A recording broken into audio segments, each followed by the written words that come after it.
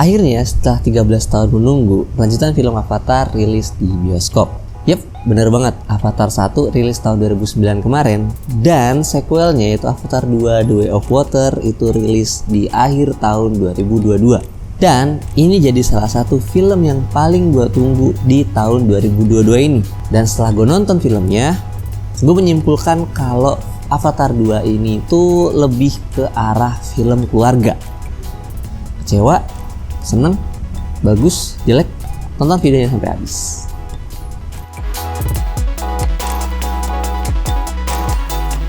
Avatar The Way of Water mengambil setting beberapa tahun setelah kejadian di Avatar 1. Dimana Jack Sully itu jadi ketua klan di Forest People-nya tuh. Dengan totalnya 5 anak, 3 anak kandung dan 2 anak angkat. Dan mereka hidup bahagia lah di sana. Sampai akhirnya para manusia ini balik lagi nih ke planetnya dengan kondisi dimana Kolonel Quaritch yang sebelumnya itu jadi antagonis utama itu hidup lagi dalam wujud avatar. Yap, kalian gak salah dengar. Ternyata sebelum mati, ingatan Kolonel Quaritch ini disimpan di sebuah memori supaya bisa dihidupin lagi dalam wujud avatar lewat teknologi canggih manusia. Gue juga nggak ngerti gimana caranya mereka bikin gitu. Akhirnya Kolonel Quaritch dan timnya ini ngeburu Jack Sully dengan satu misi utama, yaitu ngebunuh Sully. Itu karena Sully ini jadi satu-satunya atau penghalang terbesar mereka untuk bisa menguasai sumber daya alam di planet Pandora. Dan ya soalnya cuma Jack Sully doang nih yang bener-bener menghalangi gitu. Kalau misalkan Jack mati, kan manusia bisa nyerang bangsa Avatar tuh tanpa perlawanan sengit lagi. Jack Sully yang sadar kalau keluarganya itu dalam bahaya, kalau misalkan dia tetap di sana dan berperang, akhirnya memutuskan buat pergi serta melepas jabatan Toruk Makto atau leadernya itu ke orang lain gitu. Akhirnya Jack Sully sama keluarganya pergi dari tempat itu dan masuk ke daerah atau suku Metkayina, yaitu istilahnya bangsa laut lah, untuk tinggal di sana sambil meminta perlindungan. Dengan berbagai syarat, akhirnya Jack Sully itu tinggal di sana dan petualangan yang sesungguhnya pun dimulai. Secara garis besar, film Avatar 2 ini terbilang sukses sebagai sebuah sequel. Buktinya film ini tuh jadi salah satu film terlaris dengan pendapatan tuh lebih dari $1 miliar. Sampai video ini dirilis tuh udah terbaik banget gitu kan. Dan review kritikus film-film pun bisa dibilang positif terhadap film ini. Dan menurut gue pun film ini bagus gitu dari beberapa sektor. Poin yang jadi keunggulan film ini menurut gue adalah desain dunia tuh bagus banget. Penggambaran hutan, bioma laut, bawah laut, desa nelayannya, pantai, sampai ke gurun di mana manusia itu tergambar dengan sangat baik. Jujur aja film ini tuh durasinya selama 3 jam. Dan selama 3 jam itu tuh gue sering salah fokus ke pemandangannya karena cakep banget, gila sih. Kayak lihat Labuan Bajo, Raja Ampat, Pantai Kute, Nusa Penida sama Lombok tuh dijadiin satu, ditambah makhluk-makhluk yang unik gitu. Asik banget ngeliatnya. CGI-nya juga rapi, apalagi dengan berbagai teknologi robot, senjata, dan efek ledakan itu tuh jadi rapi banget. Gak heran kalau budget film ini tuh sampai ratusan juta dolar gitu, bener-bener kebayar sama hasil yang didapatkan.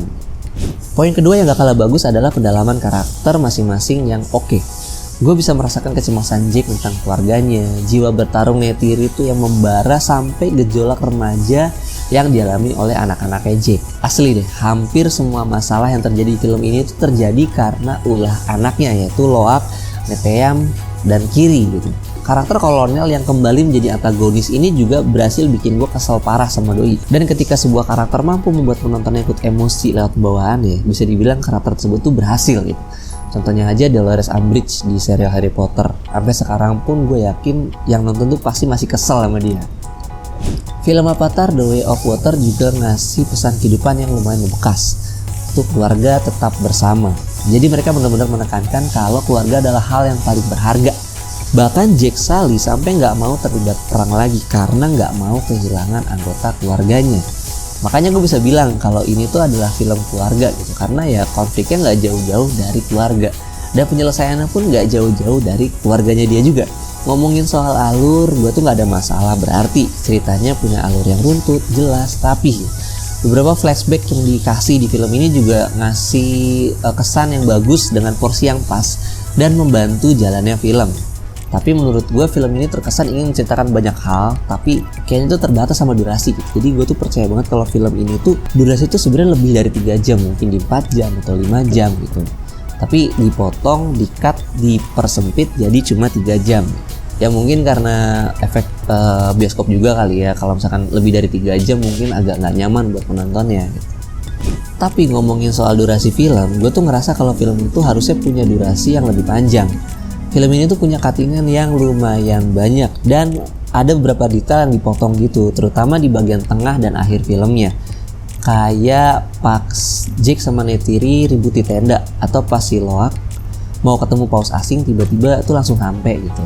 Terus pas bagian Loak diomelin nih sama kepala suku Metkayina karena ulahnya dia gitu, dan Jake bilangnya mau mendisiplinkan Loak, tiba-tiba langsung di-cut gitu. Jadi proses pendisiplinannya tuh nggak diliatin gitu. Jadi hal-hal kecil kayak gitu sih emang kedengarannya simple gitu, tapi ya berpengaruh juga gitu. Kita ambil contoh aja nih, filmnya Justice League versi Zack Snyder yang durasinya itu sampai 4 jam dibandingin sama Justice League yang keluar versi bioskop yang versi 2 jam. Banyak banget hal yang dipotong yang bikin cerita itu jadi nggak jelas gitu, jadi nggak seru gitu. Atau Midsommar gitu yang versi asli 142 menit sama versi bioskop Indonesia yang dipotong 9 menit. Filmnya tuh beda gitu. Terus ada beberapa plot hole yang membingungkan buat gue, terutama di bagian ending nih. Misalkan ketika pas lagi battle, suku Metkayina tuh tiba-tiba hilang aja dan cuma nyisain Jake Sully, keluarganya, sama paling si Raya doang nih. Terus ada beberapa hal yang belum dijelaskan nih, kayak misalkan kekuatan aslinya Kiri, terus nasib Forest People, sampai sosok Ewa yang masih misterius sampai sekarang.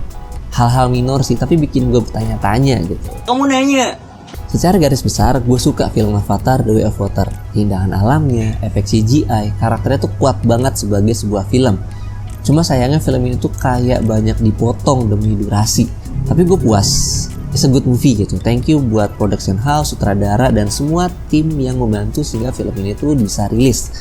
Great job gitu. Gak salah kalau misalkan film ini bisa dinobatkan sebagai salah satu film terlaris sepanjang masa. Sekarang tinggal nunggu Avatar 3 aja nih. Kabarnya durasinya itu sebelum di-cut adalah 9 jam. Bakal jadi berapa jam nih filmnya nih? Atau mungkin dibikin beberapa part kayak Harry Potter. Gak ada yang tahu ya. Oke, itu aja mungkin review gue tentang film Avatar The Way of Water. Terima kasih yang udah nonton video ini. Gue pengen tahu pendapat kalian tentang film ini nih. Boleh banget tulis di kolom komentar di bawah. Kasih like and share juga kalau misalkan kalian suka dengan video ini. Dislike aja kalau misalkan gak suka. Subscribe ke FLVR.id supaya gue makin semangat buat bikin video-video baru. Follow juga Instagram dan TikTok gue taruh di bawah. Support gue juga di Saweria, tinggal scan barcode di sini atau klik link di bawah. Boleh banget request film atau series apa yang mau gue review. Kalau misalkan gue udah nonton akan langsung gue bikin reviewnya. Dan kalau misalkan belum gue tonton akan masuk ke watchlist. Itu sekian nama gue Gates dan sampai ketemu di video selanjutnya. Dadah.